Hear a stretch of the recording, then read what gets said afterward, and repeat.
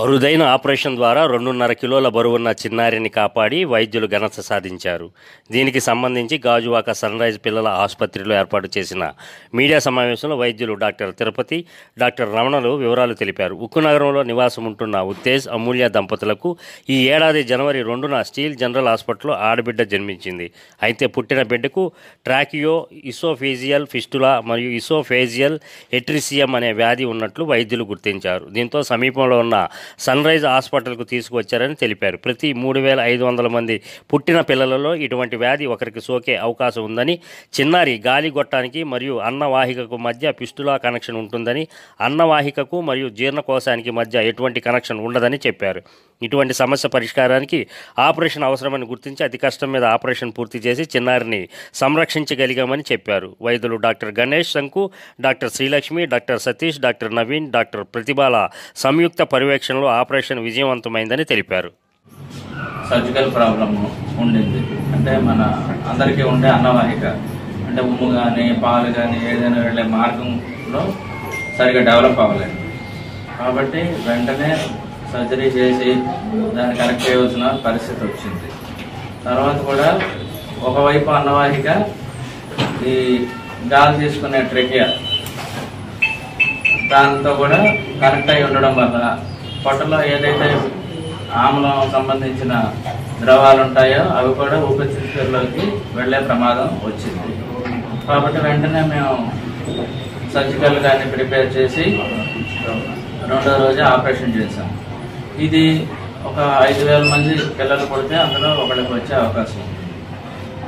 Plus ఈ కండిషన్తో పాటు ఈ ఏదైతే గాలి తీసుకుంటామో ఈ వాయునాళంలో కూడా పిల్లకి ఇబ్బంది గమనించాము. ఈ క్లిష్టతరమైన సర్జరీని ఏంటంటే మన ఛాతీని ఓపెన్ చేసి అన్నవాహికని చేరుకొని ఏదైతే వేరువేరుగా ఉన్నాయో అన్నవాహిక భాగాలు ఆ రెండింటిని చాలా సున్నితంగా దగ్గరికి చేర్చి ఆపరేషన్ చేయడం జరిగింది.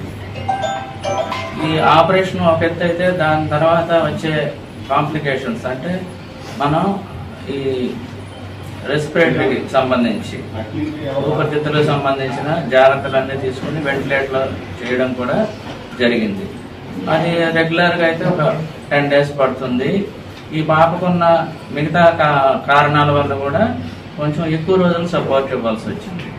ఇది చాలా క్లిష్టతరమైన చికిత్స మరియు దానికి సపోర్ట్ ఇవ్వడం కూడా అంతే ముఖ్యమైన ప్రక్రియ. ఇవన్నీ కూడా ఇప్పుడు మనలాంటి డెవలపింగ్ గాజువాక సిటీలో జరగడం అనేది చాలా అరుదైన అంశం. ఆల్మోస్ట్ ఆల్ అవేవి వెంటిలేటర్ మీద కానీ సిప్యాప్ మీద కానీ ఆల్మోస్ట్ ఆల్ 65 days ఉన్నాయి.